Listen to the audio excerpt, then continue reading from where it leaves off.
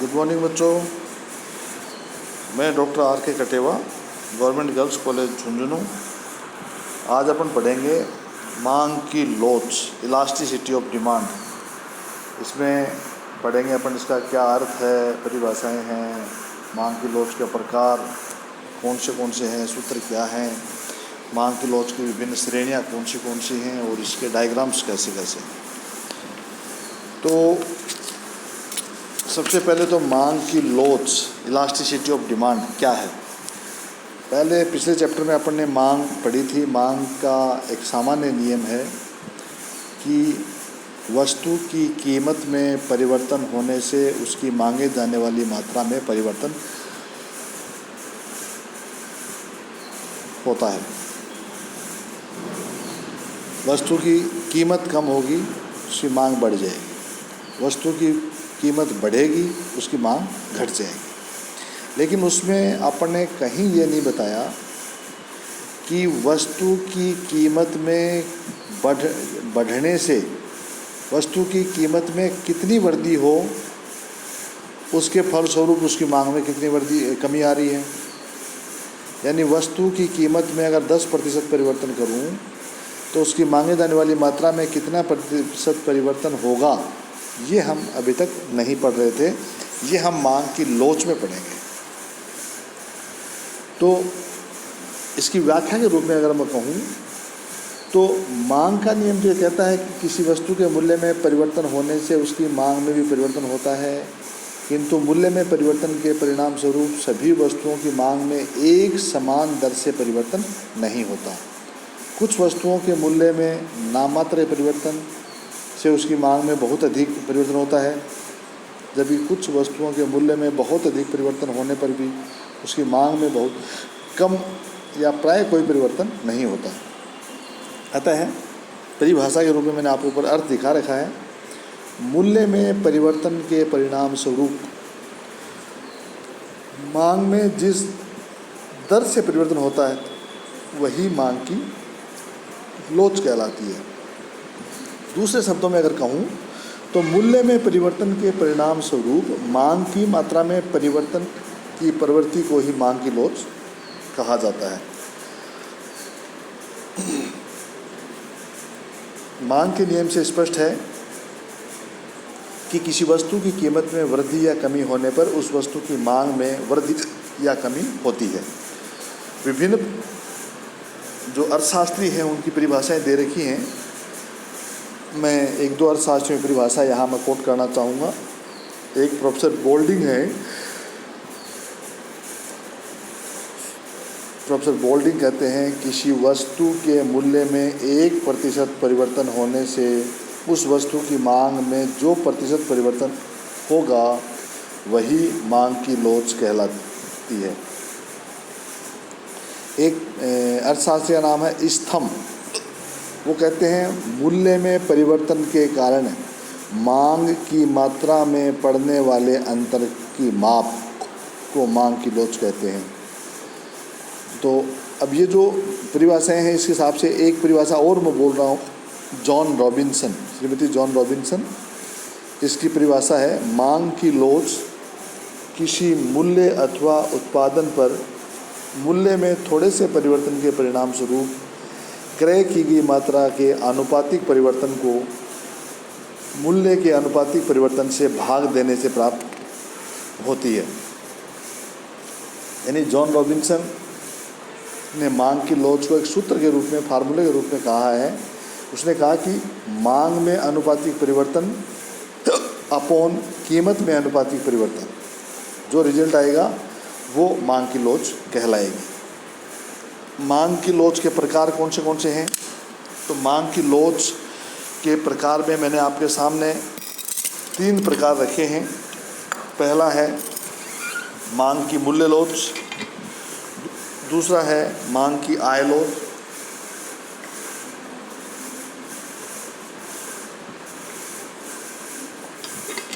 और तीसरा है मांग की आड़ी या तिरछी लोच। तो मांग की मूल्य लोच क्या है, पहले इसके बारे में बात करते हैं। इसका सूत्र मैंने आपके सामने रख रखा है। कि वस्तु की मांग में अनुपातिक परिवर्तन अपॉन वस्तु के मूल्य में अनुपातिक परिवर्तन। इसका मतलब ये हुआ कि मांग की मूल्य लोच के लिए मांग की लोच शब्द का प्रयोग भी कर सकते हैं। जैसा कि मैंने पहले भी चैप्टर में बताया था, मांग जहाँ शब्द आता है इसका मतलब मांग मूल्य मांग से है और कोई मांग से नहीं है। यह किसी वस्तु के मूल्य में परिवर्तन के कारण उस वस्तु की मांग घटती या बढ़ती है, तो मांग में परिवर्तन की सीमा के अनुपात को मांग की मूल्य लोच कहते हैं।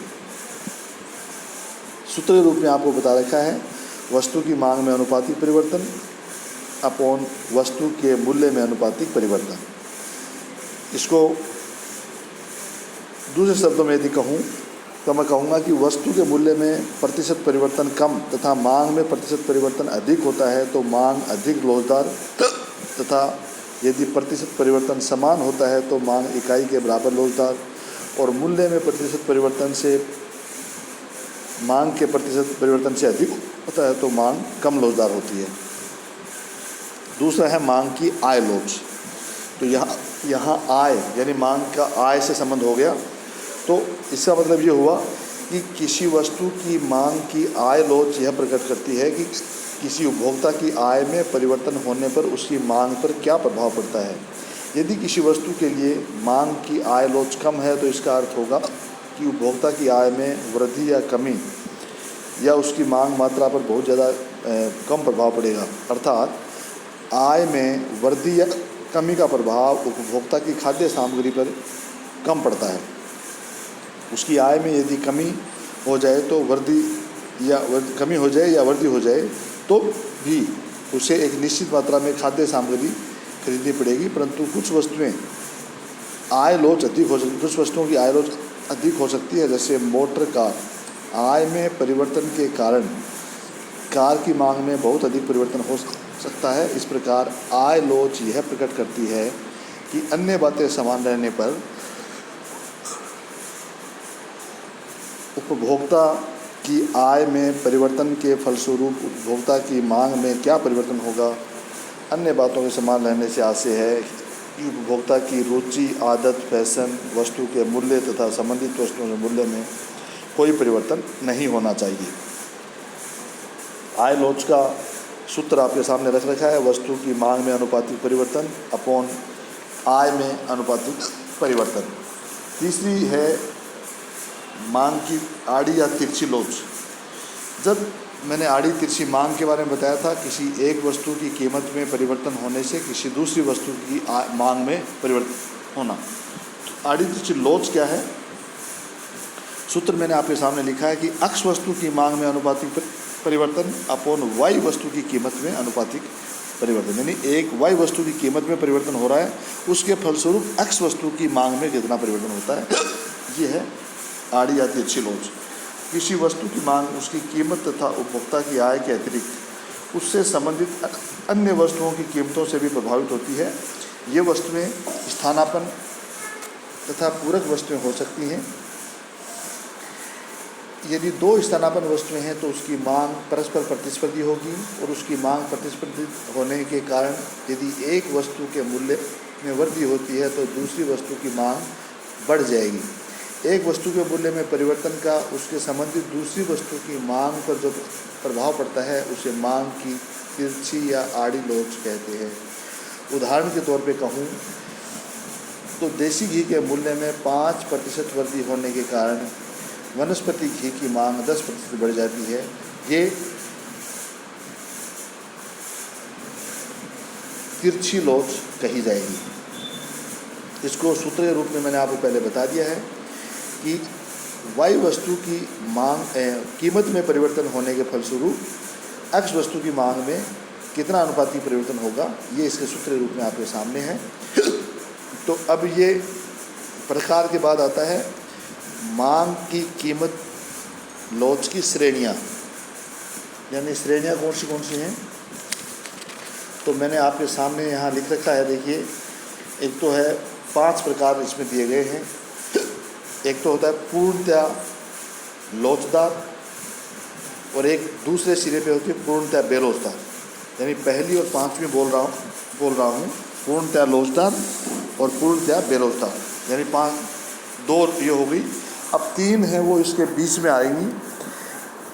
एक तो बिल्कुल सेंटर में जिसको हम कहेंगे इकाई के बराबर रोजगार मांग, और फिर इकाई से अधिक रोजगार और इकाई से कम रोजगार। 5 प्रकार हो गए। तो मैंने इधर यहाँ संख्या ऊपर से लिखी है रोजगार श्रेणियों में। पूर्णतया रोजगार मांग। पूर्णतया रोजगार मांग का मतलब क्या हुआ कि जब किसी, देखिए इसके डायग्राम के साथ साथ देखिए, डायग्राम नंबर 1 दे रखा है मैंने। OX पे वस्तु की मात्रा दे रखी है, OY पे वस्तु की कीमत दे रखी है। कीमत R दिखा रही है कि कीमत में बिल्कुल परिवर्तन नहीं है या नगण्य परिवर्तन है। उसके फलस्वरूप उसके बावजूद भी मांगे जाने वाली मात्रा में बहुत ज़्यादा परिवर्तन हो रहा है, जो Q0, Q1, Q2 के माध्यम से मैं दिखा रहा हूँ। तो कीमत में परिवर्तन नगण्य है, उसके फलस्वरूप मांग में बहुत ज़्यादा परिवर्तन हो रहा है। इसे हम कहेंगे पूर्णतया रोजगार मांग। अर्थात जब किसी वस्तु के मूल्य में बहुत थोड़ी सी वृद्धि या कमी होने पर उस वस्तु की मांगे जाने वाली मात्रा में अनंत परिवर्तन हो जाए, ऐसी स्थिति में मांग को पूर्णतया रोजगार मांग कहेंगे। डायग्राम मैंने आपके सामने दे रखा है, इसको आप समझ सकते हैं। O और X एक्सिस है। X एक्सिस पे हमने वस्तु की मांग लिखी है, Y एक्सिस पे मूल्य लिखा है। D का जो D वक्र है, मांग वक्र है। तो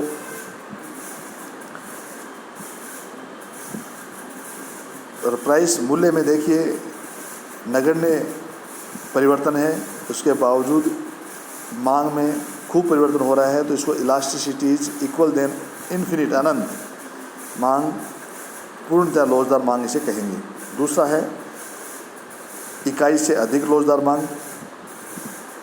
तो इकाई से अधिक रोजगार मांग का मतलब यह हो गया कि डायग्राम नंबर 2 मैंने आपको दिखा रखा है।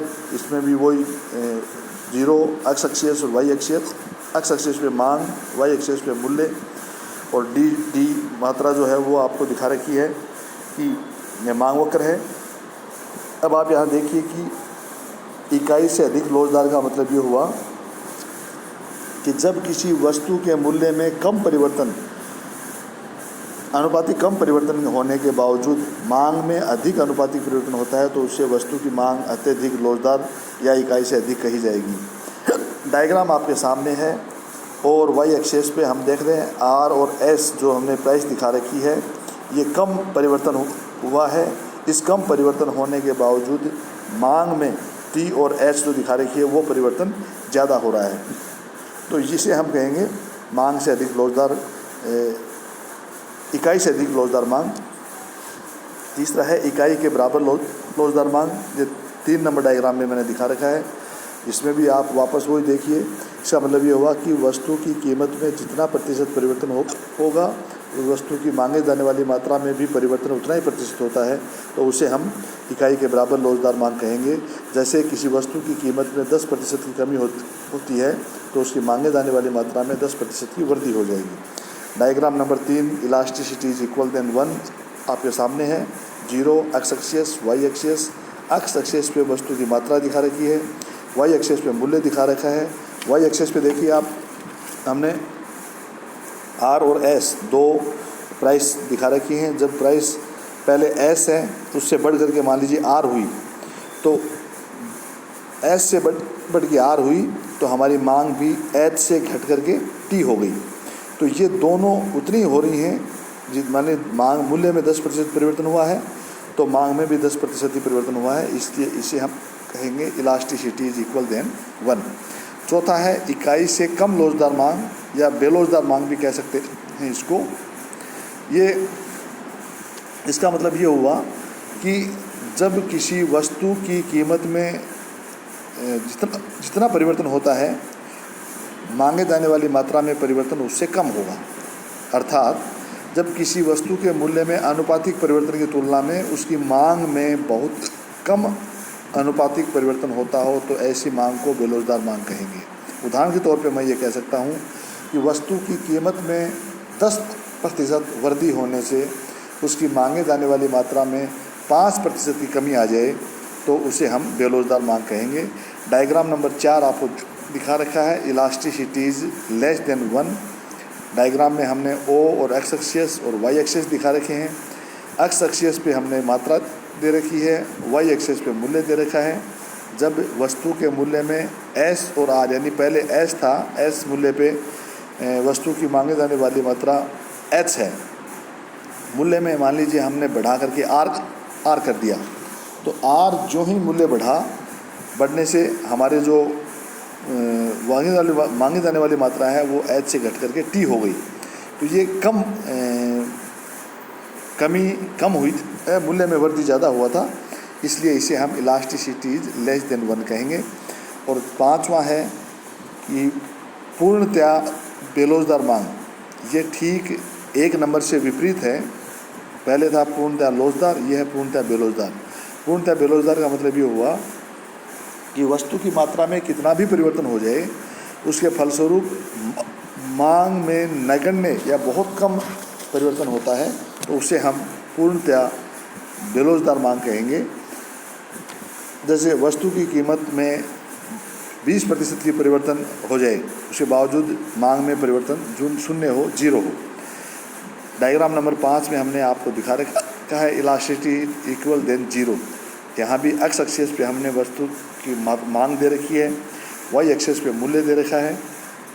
डी जो रेखा है वो मांग वक्र है। अब हम देख रहे हैं कि वस्तु के मूल्य में आर के से घट करके आर 0 आ गया, उससे घट करके R1 आ गया। मूल्य लगातार घट रहा है लेकिन मांग में कोई परिवर्तन नहीं हो रहा है, जो पहले थी वही मांग अब रह रही है। तो इस प्रकार से ये 5 श्रेणियाँ हैं। इन 5 श्रेणियों को यदि हम एक ही डायग्राम में दिखाएं तो देखिए आपको ये डायग्राम इधर लेफ्ट में दिखा रखा है।